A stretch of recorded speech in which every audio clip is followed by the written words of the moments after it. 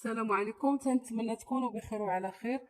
تنرحب بكم في وصفه جديده غادي نحضر معكم اليوم بغرير بدون اختمار بمقادير ان شاء الله جد مضبوطه. تنتمنى الوصفه تعجبكم وتجربوا، غادي ينفعكم ان شاء الله في الوقت فاش تنكونوا بغينا نحضروه بسرعه وما بغيناش يختمر. فهذه هي الوصفه ان شاء الله اللي غادي تعجبكم بزاف. ما تنسونيش دائما من دعواتكم الطيبة وتعليقاتكم الرائعة. شكرا لكم، ونبداو على بركة الله مع المقادير والطريقة. غادي نحتاجو 250 غرام من السميد الرقيق، ماشي الفينو، السميد الرقيق ديال القطايف بالنسبة للأخوات العربيات. معلقة كبيرة عامرة بالدقيق الأبيض عامرة مزيان، ومعلقة صغيرة عامرة بالخميرة حبيبات أو طرية، معلقة صغيرة عامرة بالسكر حبيبات كذلك، ونصف ملعقة صغيرة ما عامرش بزاف من الملح. وغادي نحتاجو 3 الكيسان ديال العنبة وربع من الماء، وتيبقى حسب النوعية ديال السميد غادي تعملو 3 الكيسان، وغادي تخليو داك الباقي ديال الماء حتى تشوفوا الخليط كيف عامل. وغادي نحتاجو كذلك 2 خمارات، اي 2 من الخميره الكيميائيه من فئه 7.5 غرام الوحده، المجموع عندنا 15 غرام.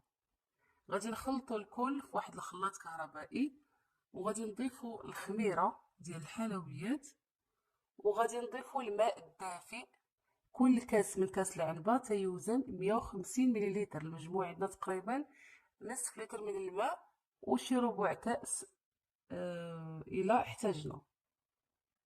غادي نخلط الكل ونشوف واش مازال بغيت شويه ديال الماء نضيف كامل او لا. فانا ضفت الماء اللي عندي كامل، اي 3 الكيسان ديال العنبه وربع. ممكن يكون اكثر بشوي بالقليل فقط او اقل. غادي نحصلوا على خليط بحال هذا الشكل هذا. مباشره غادي نبداو نطيبوا فيه. غادي نخليوه 2 دقائق ولا دقيقه، الوقت اللي غادي تسخن فيه المقله، ونبداو نطيبوا في البغرير ديالنا. انا ما دهنتش المقله، طيبته مباشره. النار تكون مهيله باش ما يتحمرش لنا دغيا.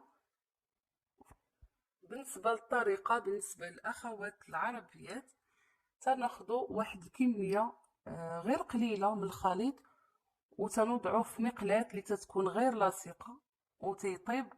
ما تيفوتش دقيقه او دقيقه ونصف او اقل حتى تيوجد معنا تيتقب بالكامل. عاد تنهزوه، ما تنقلبوش ما تنطيبوش من الوجه الاخر، ماشي بحال الكريب او الكريب. صافي غادي نستمر حتى نطيب الكميه اللي عندي ونتلاقى.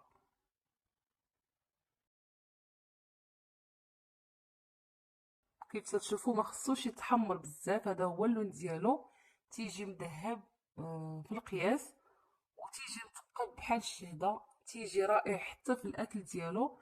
وبالنسبه للدقيق الابيض ما كترناش، فتيجي زوين بزاف بزاف بهذا السميد هادي. شوفوا الشكل ديالو اخواتي، راه رائع جدا.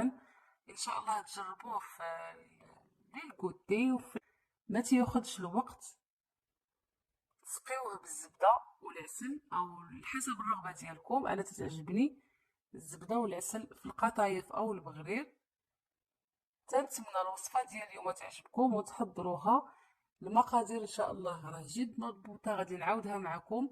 ربعه ديال السميده الرقيقه، اي 250 غرام من السميد الرقيق، 3 الكيسان ديال العنبه وربع من الماء، ممكن اقل بشويه او اكثر بالقليل فقط حسب نوعيه ديال السميده.